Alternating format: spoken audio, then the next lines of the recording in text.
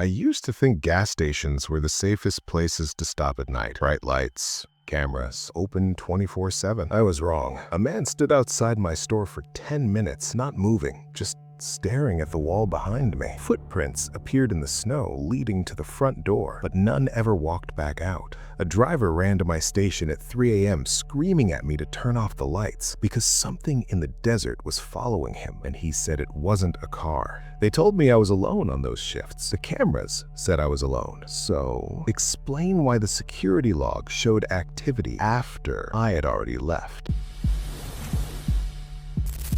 I took a night shift job off Highway 61 in Missouri, middle of nowhere. Not one of those big, bright truck stops either. Just 2 pumps, a tiny store, and woods on both sides of the road. After midnight, traffic almost completely died. Maybe 1 car every half hour if I was lucky. My shift ran from 10 p.m. to 6 a.m. Boss told me the same thing every small-town boss says. Nothing ever happens out here. Yeah, sure. By 3:30 in the morning, I was fighting to stay awake, leaning on the counter, flipping through my phone. The fluorescent lights inside the store buzzed non-stop, and every now and then the old fridge near the drinks would make this loud clicking sound like it was about to die. That's when I saw headlights pull into the lot. I looked up, expecting some tired driver needing gas. But the car didn't stop at the pumps. It rolled past them, slow, then parked way out near the edge of the property, almost where the gravel met the trees. Engine still running, lights still on. I waited for someone to get out. Nobody did. I told myself maybe they were on the phone. Happens all the time. But after about 3 minutes, the driver door slowly opened. A man stepped out, tall, hoodie pulled up, hands in his pockets. He didn't look toward the store, didn't look at the pumps. He just stood there beside the car, staring straight ahead at the building like he was trying to see through the walls. I gave a small wave through the window, the usual, "You good?" gesture. He didn't react, didn't move, didn't blink, just stood there. After another minute of that, my stomach started to feel tight. Something about the way he was standing didn't look normal. Too still, too stiff. Then he slowly turned his head, not toward the door, toward the side of the building, where there was nothing but a dark wall and a locked storage room, and he just kept staring at it. I leaned forward a little, trying to see what he was looking at on the side of the building. There was nothing there, just the old ice freezer, a dumpster, and a security light that flickered when it felt like it. The guy took one slow step away from his car, then another. Slight shift, a realization dawning, not toward the store entrance, but toward the sidewall, toward the dark gap between the building and the trees. My mouth went dry. Nobody ever went back there. No reason to. Employees didn't even take smoke breaks on that side because it was pitch black at night. I reached under the counter and turned up the brightness on the security monitor. Camera 3 showed the side of the building, but the angle barely caught the edge of that area. The man walked out of view, just disappeared past the camera's blind spot. I waited for him to come back into frame. He didn't. Okay. Nope. I muttered, grabbing the store phone. I dialed my boss, even though I knew he'd be asleep, straight to voicemail. I looked back at the monitor. Still nothing. Then, a sudden sharp intake of breath. The motion light on the side of the building suddenly snapped on. Bright white. I froze, staring at the screen, but I didn't see the man. Instead, I saw the back door, the employees only door, the one that led into the storage room behind the counter. The handle moved, just a tiny shake at first, like someone testing if it was locked. My heart started pounding so hard I could feel it in my throat. Nobody should have been back there. That door stayed locked all night, and there was no way to reach it without walking right past the side camera. I grabbed the small baseball bat we kept under the counter, mostly for show, but it felt better than nothing. The handle shook again, harder this time. Then it stopped, and for a second, everything was dead quiet. Then, from the other side of the door, 3 slow knocks. I stood there behind the counter, gripping that bat so tight my hand hurt. My brain kept saying, "Call the cops," but my body wouldn't move. I was just listening. 3 knocks, then silence. Then, from the other side of the door, a voice, calm, low, almost friendly. "Hey, you forgot to lock this." My stomach dropped. Quick, logical, desperate. That door locked automatically when it shut. You couldn't forget to lock it, and nobody had gone out there all night. I didn't answer, didn't even breathe. A few seconds passed, then the handle slowly turned. It stopped halfway, like whoever was holding it realized it wasn't going to open. Then the voice came again, softer this time. "I know you're in there." My overwhelmed sensory, every light inside the store felt too bright, like I was on display. I backed away from the counter. eyes locked on the hallway to the storage room. That's when I heard footsteps, not outside, inside, slow, distinct, counting them out. 1, 2, 3. My cold field all over. There was no other entrance, no broken windows, no alarms, nothing. But something was walking around in the back of the store. Panic erupted fast. I bolted for the front door, locked it, and ran straight to my car without looking back. Didn't care about the job, the register, anything. I called the police from down the road. When they checked the station, they found the back storage door open. No damage, no forced entry, and muddy footprints on the floor behind the counter, leading from the storage room, stopping right where I had been standing earlier. Never went back. But sometimes when I stop for gas late at night, I think about that voice, so calm, so sure I was there, like it didn't need to see me to know exactly where I was standing. If that story made your skin crawl, don't relax just yet. We've got 2 more gas station stories, and they only get darker from here. Hit like, subscribe, and tell me in the comments, would you have stayed or ran like I did?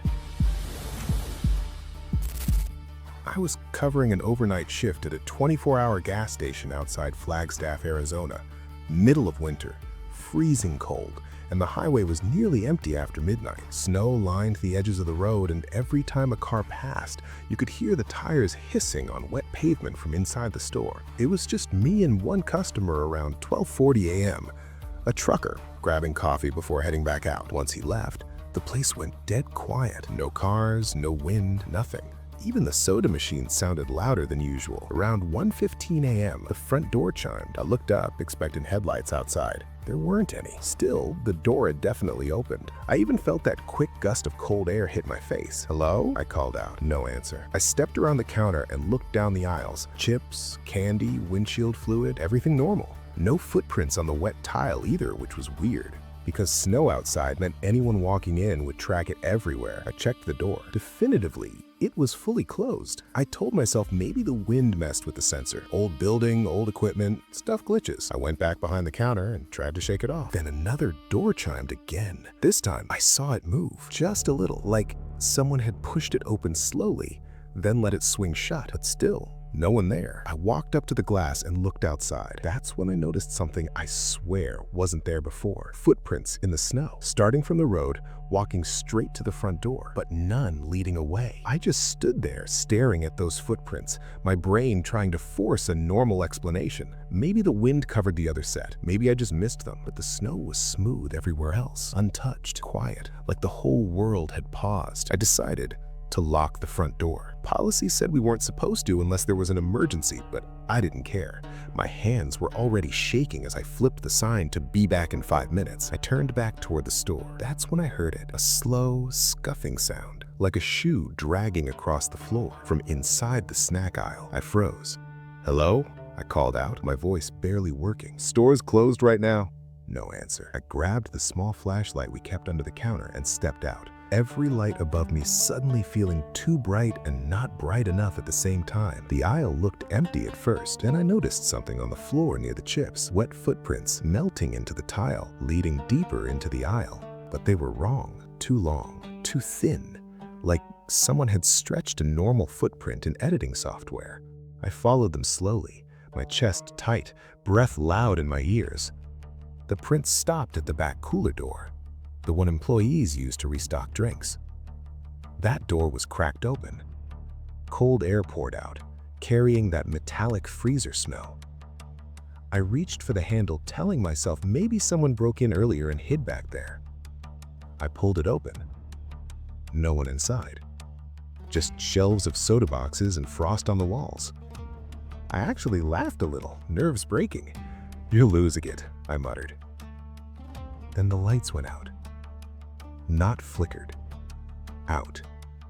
Whole store dropped into darkness except for the red exit sign glowing over the door. My heart started slamming. I pulled out my phone and turned on the flashlight. That's when I saw the front door slowly swinging open, even though I had locked it. Snow blew in across the floor, and through the doorway, I saw a shape standing just outside the light. Tall, too still, watching. My phone light flickered for a second, and in that blink of darkness, I heard the door chime go off again, like it had just walked inside. I ran straight into the back office, slammed the door, and called 911. I stayed on the phone whispering while I heard slow footsteps moving around the store. Police arrived in 7 minutes. They searched everything. No one inside, no broken locks, no signs of forced entry. But the officer walked back to me holding something in a plastic evidence bag. A single, wet footprint melted into the floor behind the counter, right where I had been standing earlier, facing me. I worked the graveyard shift at a gas station off a long desert highway in Nevada. No town for miles, just road, sand, and those low hills that look black at night. The kind of place where your phone loses signal 5 minutes before you even get there.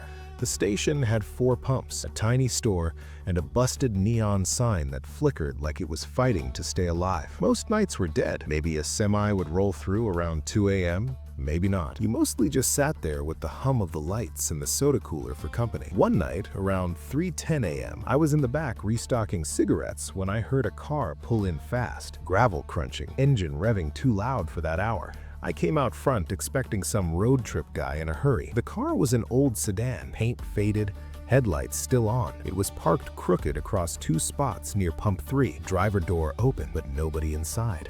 I stepped outside and looked around. Desert wind hit my face, cold and dry. The highway was empty in both directions. "Hello?" I called. "Station's open if you need gas." No answer. I walked around the car. Back seat empty, trunk closed. Keys still in the ignition, engine running. That's when I noticed the driver's side door. There were scratch marks along the inside panel. Long, messy lines like someone had clawed at it from the inside. I felt a chill crawl up my arms. I shut the car off and took the keys, figuring maybe someone wandered off confused or drunk. Then I heard it from behind the building, a voice yelling, hoarse and desperate. "Don't let it see me!" I spun around, heart jumping into my throat. The voice came again, closer this time. "Please, turn off the lights!" And I realized they weren't hiding from me. They were hiding from something out in the dark beyond the pumps. I just stood there between the pumps, keys in my hand, staring into the dark behind the building. "Where are you?" I shouted. "Who's out there?" A man stumbled around the corner of the station, nearly falling. Mid-30s maybe, face pale,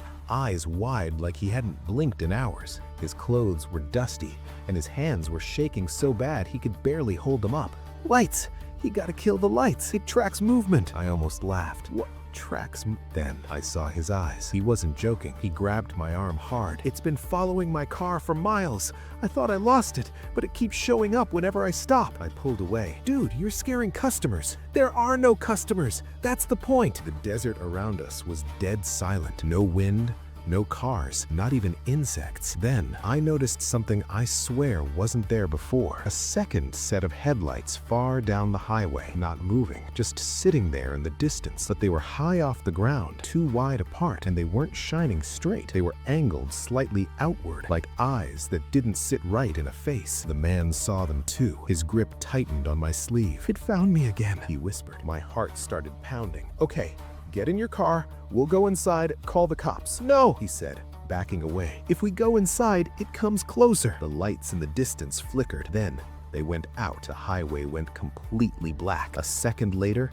the station's power cut. Everything died at once. Pumps, sign, store lights. Only the emergency battery over the door glowed faint red. I could hear my own breathing. The man's too, fast, panicked. Then we heard it, a low humming sound, like an engine, but wrong, too smooth, too deep, and it wasn't coming from the road. It was moving across the desert towards us. The man bolted, ran straight past the pumps into the darkness behind the station. "Wait!" I yelled, but he was already gone. The humming stopped. Dead silence again. Then the slow, terrifying approach. Then I heard slow footsteps in the gravel behind me, heavy, spaced too far apart. I didn't turn around. Couldn't. I just stared at the glass door of the store, seeing my own reflection shaking, and behind me, another shape slowly blocking out the faint red light. I ran inside, slammed the door and locked it. Power came back about 30 seconds later, like nothing happened. Police found the abandoned sedan still running, but no sign of the man, no footprints in the sand, no second vehicle on any traffic camera for 50 miles. I quit 2 days later, but sometimes, late at night, on empty roads, I see headlights far behind me that sit too high and never seem to get closer or farther away, just following